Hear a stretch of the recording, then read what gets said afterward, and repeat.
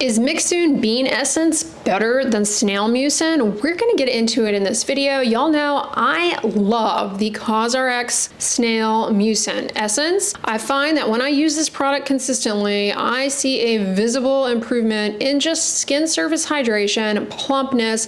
I see my pores appear smaller due to space filling from the increase in hydration. I do appreciate an improvement in elasticity, and when I stop using it, those things go away because it's not a cure or a permanent fix. And I see this time and time again. Now, Snail Mucin has compounds in it that are anti-inflammatory. It's been investigated for its wound healing properties. And again, it's very hydrating. So I absolutely, specifically that product, I adore. So I love it, and it gets a lot of hype on social media, a lot. I mean, it's on TikTok, it's one of the most popular selling products, but here's the thing, a lot of people are just not comfortable using Snail Mucin in their skincare. So there's this product that likewise has gone viral over and over again. It's the Mixon Bean Essence, and a lot of people say, hey, this is a vegan product. You want to use Snail Mucin, but you don't want to use Snail Mucin. You want the effects, you want the outcomes, but you don't want the ingredient. This is an alternative. So I have put it to the test myself. I have used it, and I'm going to share with you guys what it contains and what I think of it. So it is a hydrating, lightweight essence. Now, honestly, don't get hung up on essence, toner, ampule. These terms, I think at one point they had some meaning to them, but the landscape has just blurred all definitions. So don't get too wed with, oh my gosh, essence, when does that go on? When does toner go on? Because there's a lot of overlap between these things, and honestly, just put them on your skin. They're gonna work, okay? I mean, if they're gonna work, they're gonna work. It's not like, oh, you put that on third instead of fourth, so I don't know about that.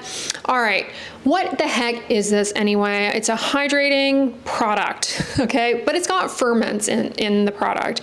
And I've got some videos talking about the theoretical benefits of fermented ingredients in skincare products.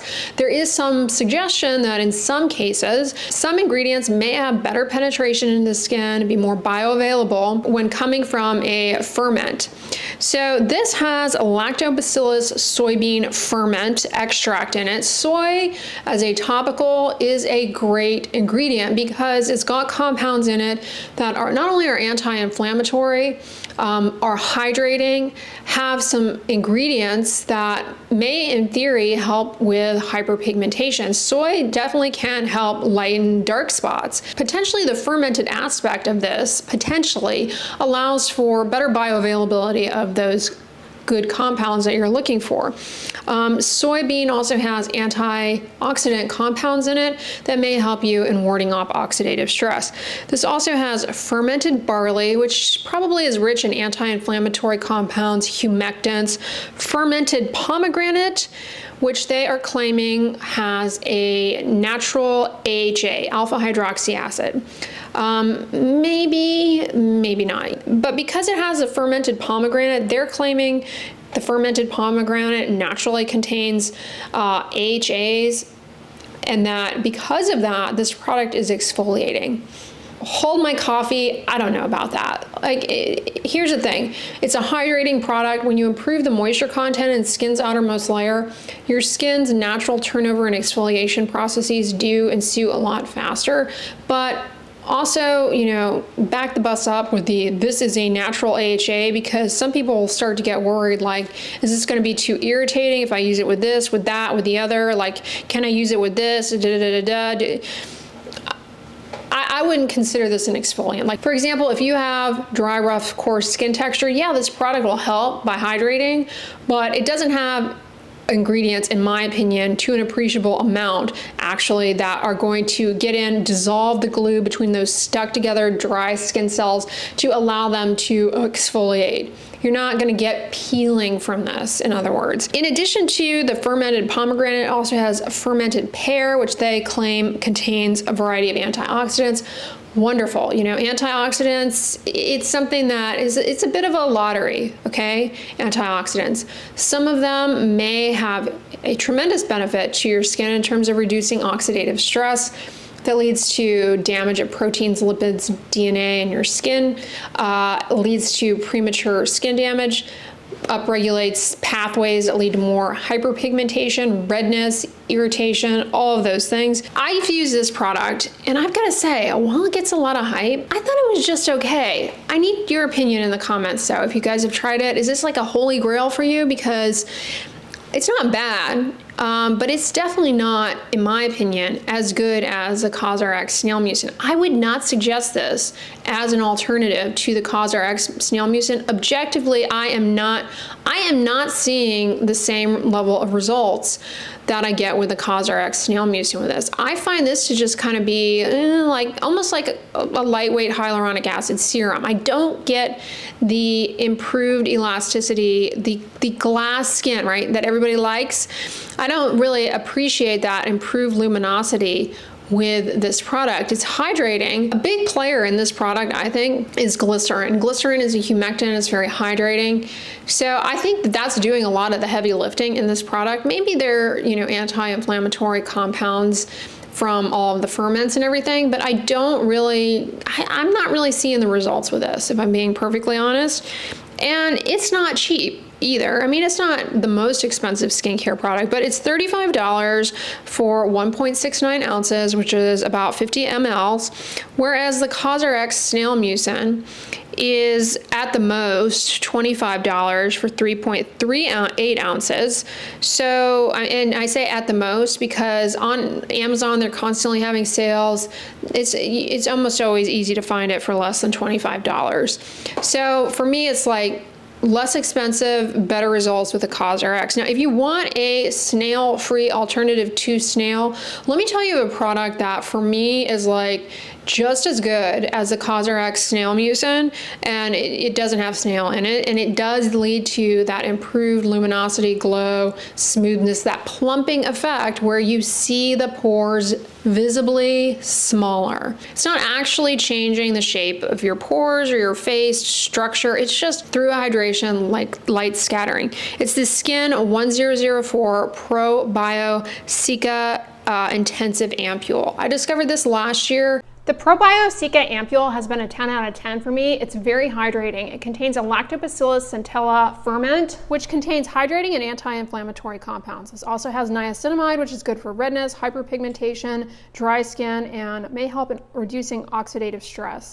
This can be used 1 to 2 times a day, applied to the face after cleansing. It can also be used alongside other skincare ingredients, provided you tolerate the combination. If you try it, let me know what you think. And it was probably one of my favorite Korean skincare products of 2023. Highly, highly recommend it. Definitely above and beyond this Mixon Bean essence thing. For me, at least, it was it's a great product.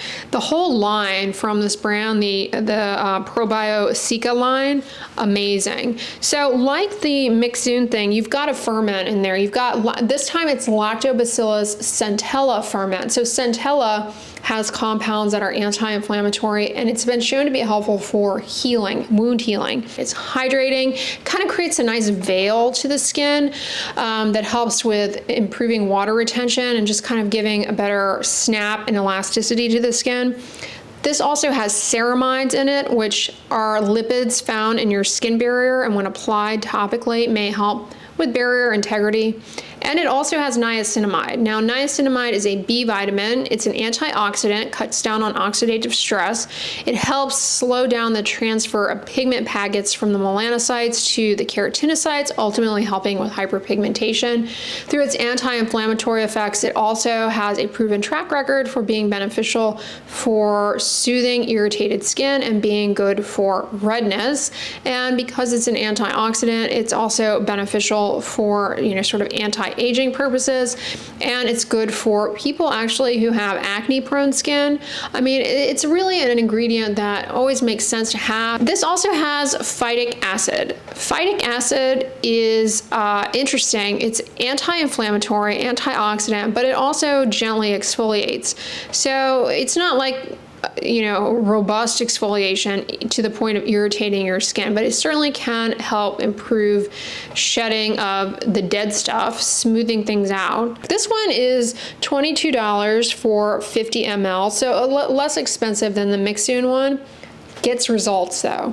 I would gladly repurchase this over and over again. If you're sensitive to niacinamide though, and you don't want to use snail, I suppose that the Mixon Bean essence would be a suitable alternative, but I honestly have not found it to be that impressive of a product. I would not repurchase. I need to know from you guys though, have you used this viral essence? Was it as good as you thought it would be, or were you let down? Is it just overhyped? In my opinion, it's kind of overhyped. Honestly, I just did not get the results I was looking for. Anyway, y'all, speaking of serums and ampules and all things skin brightening, have you seen my video on La Roche-Posay Mela B3 serum with Melasil? If not, it will be on the end slate. Watch it next so you can learn all about this new innovative ingredient for hyperpigmentation. But if you guys like this video, give it a thumbs up, share it with your friends, and as always, don't forget, sunscreen and subscribe. I'll talk to you guys tomorrow. Bye.